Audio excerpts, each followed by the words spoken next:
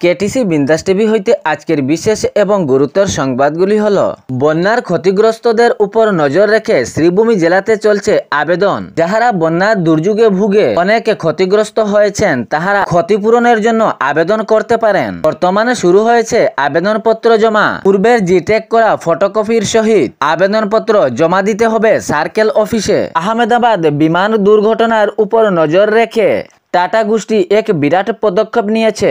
Air India এখন tata গোষ্ঠীর অন্তর্ভুক্ত। আহমেদাবাদ বিমান দুর্ঘটনায় নিহতদের পরিবারের 1 কোটি টাকা করে দেওয়া হবে। সঙ্গে আহতদের উচ্চমানের সম্পূর্ণ চিকিৎসার দায়িত্ব নিয়েছে টাটা গোষ্ঠী। সাথে ক্ষতিগ্রস্ত মেডিকেল কলেজের পুনর্নির্মাণের দায়িত্ব টাটা গোষ্ঠী নিয়েছে। এতে কোনো সরকারি চাপে এ পদক্ষেপ নেওয়া হয়নি, নিজ মত অনুসারে এ দায়িত্ব নিয়েছে টাটা গোষ্ঠী। গুগলের সফটওয়্যার ইঞ্জিনিয়ারের পদে নিযুক্তি হলেন রাজ্যের শিবসাগরের এক যুবতী প্রত্যাশা কলিতা। তিনি পুরো রাজ্যকে চমকে দিলেন এ সফল কার্যে। শিবসাগরের অল্লিগলিতে চমকিয়ে দিয়েছেন প্রত্যাশা। গুগল এর সফটওয়্যার ইঞ্জিনিয়ার পদে নিযুক্তি হয়ে প্রত্যাশা কলিতা কঠিন 5টি পর্যায়ে অতিক্রম করে এই অসাধারণ গুগল সফটওয়্যার ইঞ্জিনিয়ার পদে সাফল্য অর্জন করেন।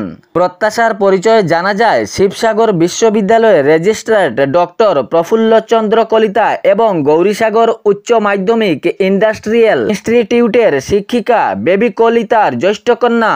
উনার এই সফলতায় পুরো রাজ্য জুড়ে গর্বিত। সবাই উনাকে দোয়া আশীর্বাদ ও শুভেচ্ছা জানাচ্ছেন। অসম রাজ্যের গর্ব হয়ে উঠেছেন প্রত্যাশা কলিতা। নিট ইউজি মেডিকেল পরীক্ষায় অসম রাজ্যের প্রথম তথা সেরা স্থান দখল করলেন বরাক উপত্যকার করিমগঞ্জ তথা শ্রীভূমি জেলার এক যুবক। রাজ্যের মধ্যে প্রথম স্থান দখল করেন তিনি। অসম রাজ্যের 42,000 পরীক্ষার্থীর মধ্যে প্রথম স্থান জড়িয়ে ধরলেন। সুনামে চতুর্দিকে ছড়িয়ে পড়েছে উনার প্রশংসা। 2025 সালের নিট ইউজি পরীক্ষায় অসম তথা উত্তর পূর্ব ভারতের মধ্যে সেরা স্থানে উত্তীর্ণ মুসকলিম। পরিচয়ে তিনি আনোয়ার হোসেন চৌধুরী এবং রাইনা বেগম চৌধুরীর পুত্র মুসকলিম। শ্রীভূমি জেলার উত্তর বান্দরকুনা এরালিগুলের বাসিন্দা মুসকলিম চৌধুরী। তিনি এই নিট ইউজি পরীক্ষায় মোট 720 নম্বরের মধ্যে 618 নম্বর পেয়েছেন। অল ইন্ডিয়া র্যাঙ্কে উনার স্থান 509 ও বিভাগীয় র্যাঙ্কে 332 এবং অসম রাজ্যের মধ্যে প্রথম স্থান দখল করলেন তিনি। বরাক উপত্যকার গর্ব মুসকলিম, সাথে পুরো রাজ্য জুড়ে উনার প্রশংসা চলছে।